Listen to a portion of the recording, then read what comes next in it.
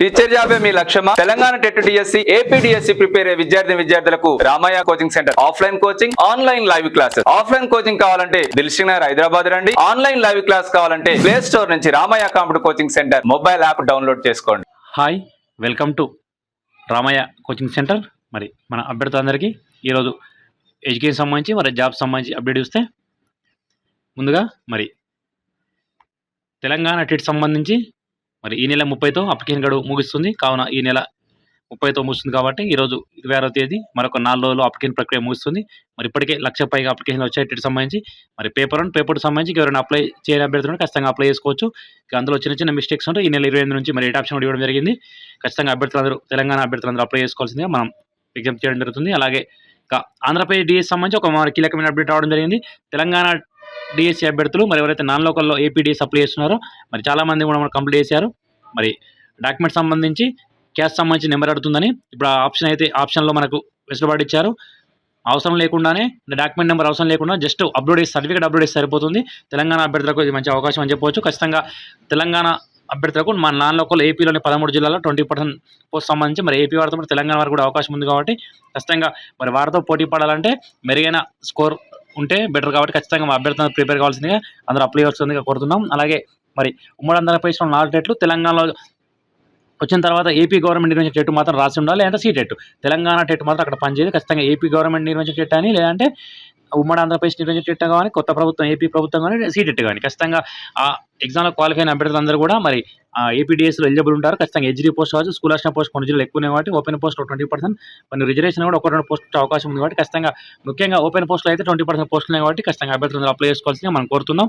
ఇక చాలామంది అభ్యర్థులు కొంతమంది అప్లై చేశారు, ఇంకా చాలామంది అప్లై చేయాల్సిన సందేహాలు వ్యక్తం చేస్తున్నారు కాబట్టి ఖచ్చితంగా అభ్యర్థులందరూ నిస్సందేహంగా కూడా అభ్యర్థులందరూ ఎలాంటి డౌట్ పడకుండా అప్లై చేసుకోవచ్చు. ఇక మరొక కీలక అప్డేట్ చూస్తే మరి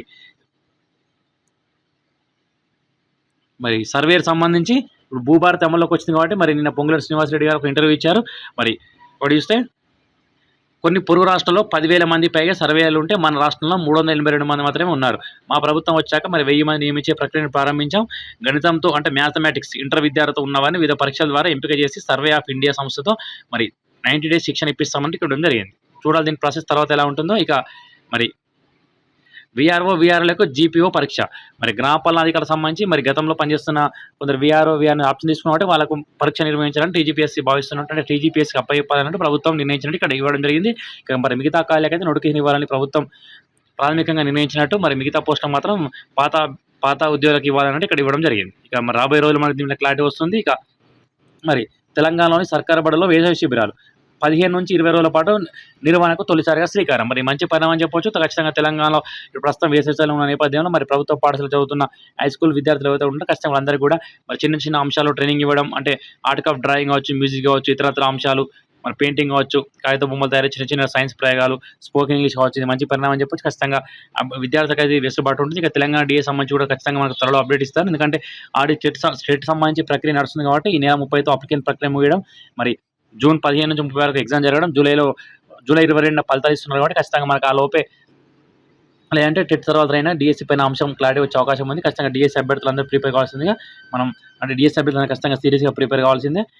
ఎందుకంటే ఆల్రెడీ ఒక టెట్ సంబంధించి గతంలో ఫిబ్రవరిలో సంబంధించి టెట్ రిజల్ట్ ఇచ్చారు. మరొక టెట్ జరుగుతుంది కాబట్టి ఖచ్చితంగా మరొక నవంబర్లో మరొక టెట్ ఉంది కాబట్టి ఈలోపు ఖచ్చితంగా అయితే డిఎస్సీ వాడడానికి అవకాశం ఎక్కువ ఉంది. మరి త్వరలోనే మనం ఆల్రెడీ 10వ తరగతి పరీక్షల ఫలితాలు కూడా త్వరలో రానున్నాయి. ఖచ్చితంగా ఆ రోజైనా లేదంటే త్వరలో కొంచెం మన డిఎస్సీ పైన ఖచ్చితంగా క్లారిటీగా అప్డేట్ వచ్చే అవకాశం చాలా స్పష్టంగా ఉంది. సో ఇది friends latest update. Thank you. వేల సంఖ్యలో అభ్యర్థులను ఉపాధ్యాయులుగా తీర్చిదిద్దిన డైరెక్టర్ సిరికొండ లక్ష్మీనారాయణ గారి సారథ్యంలో స్టేట్ ఫేమ్ ఫ్యాకల్టీస్ చే ఆన్లైన్ అండ్ ఆఫ్లైన్ బోధన అందించే ఏకైక సంస్థ Ramaiah competitive coaching centre, Dilsukh Nagar Hyderabad. 100% నూతన సిలబస్ ఆధారంగా ఆఫ్లైన్ అండ్ ఆన్లైన్లలో బోధన.